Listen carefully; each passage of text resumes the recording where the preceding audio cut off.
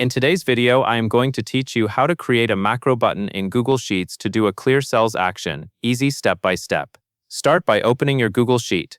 This can be a brand new spreadsheet or an existing one, as long as it is the file where you want the clear cells action to happen.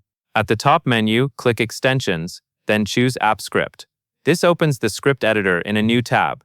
In App Script, you will usually see a default function on the page. Click into the code area so your cursor is active, then type the word highlight.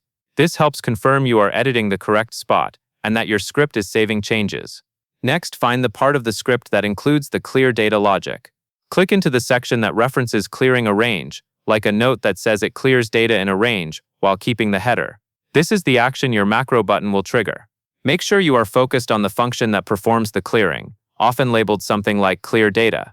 Now go up and click deploy.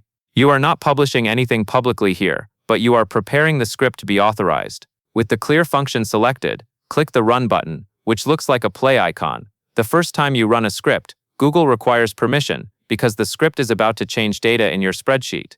Click Review Permissions. In the warning screen, click Advanced, then choose the option to proceed to the project. Then click Continue and follow the prompts to allow access.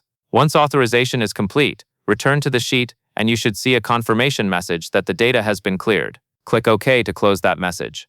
After the script is working, switch back to your spreadsheet. Click Data, then Data Validation. Click Add Rule. Set the rule type to drop-down, then change it to drop-down from a range. Click into the range field and select the cells you want to use as the drop-down source. Then confirm the selection. Open Advanced Options if needed, and then click Done to finish creating the rule. Finally, click back into the target cell where you want the drop-down. Type Highlight and select the desired drop-down entry. And that is all there is to it.